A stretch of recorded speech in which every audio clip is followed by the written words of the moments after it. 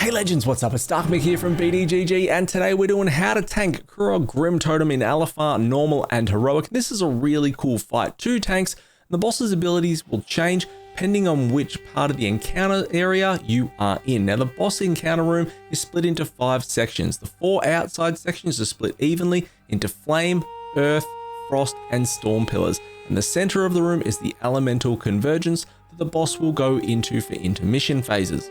Now tank positioning wise, you want to pick up the boss and you want to bring it into whatever quadrant your raid has elected to go into first. You want to have your back to a wall and the boss facing away from your raid, and the reason being is your tank swap mechanic Sundering Strike is a knockback. So you never want to get your raid hit by that, you never want to get punted into any other areas by accident, another quadrant and run the boss in there. So back to wall, boss facing away from your raid, nice and simple.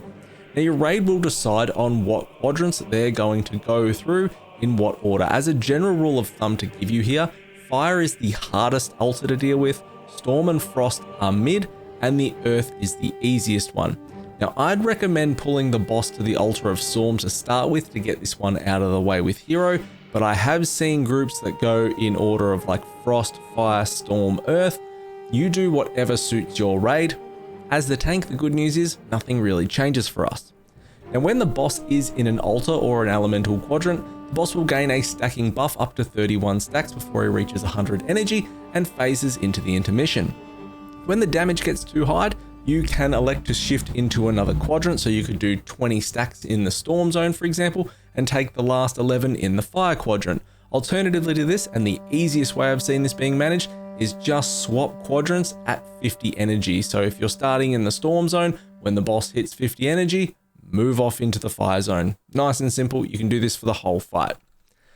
So in the storm quadrant, we're just going to start out explaining this one. There will be thunder strikes that come down from the ground that from the sky that your raid has to soak on the ground. Blue circles, if you're not tanking, you can jump in a circle and help. If anyone near you gets targeted with the debuff shocking burst, be sure to stay 12 yards away from them. In the fire quadrant, the altar of flame, as the tank your job is exactly the same, point the boss away, back to wall, taunt swap, sundering strikes. Just watch, there is a lot of fire that comes out in the fire zone. Your raid will be running along with that Castle Nathria dark recital style mechanic when the boss casts Searing Carnage.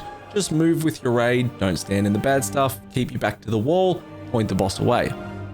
At 100 energy, the boss will phase into its intermission phase and you will get 2 adds that'll spawn that are dependent on what altar or what quadrant you used in the first phase. So there's a fire ad from the fire altar, a storm ad from the storm altar, you get where I'm going.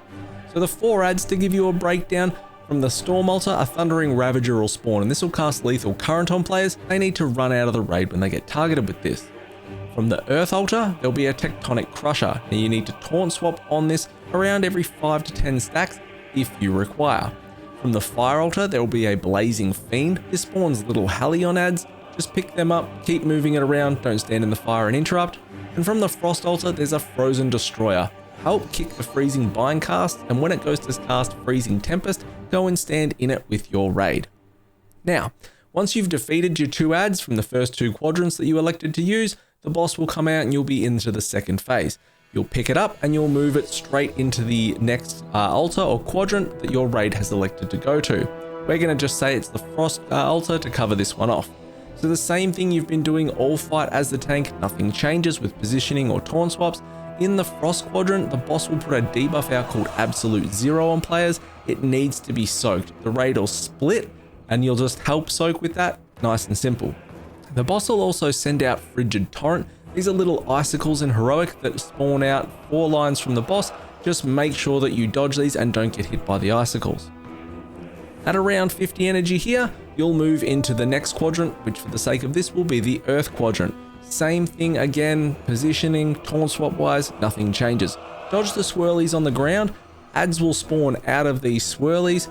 Be sure to pick the adds up, tank them on the boss for cleave damage. The boss will cast Erupting Bedrock. This is a ring. It spawns in melee to start with. As melee in the tank, you just move out. And then once the second ring spawns, you move back in and you continue hitting the boss. That is it. You continue this until the boss hits 100 energy again and you hit your second intermission. You'll deal with 2 more adds from the quadrants that you were just in. and then you will finish up Grimtotem once he comes out of that intermission. Bring him back into an altar, the fire altar for example. There is no difference to you as the tank from normal to heroic in this, which is fantastic for your mechanical execution and comfort. So that is it. If you have any questions, hit me up in the comments below. Check out our other tank guides on the channel. Come find me in the Discord. I'll see you all next time. Like, comment, subscribe. See you fam.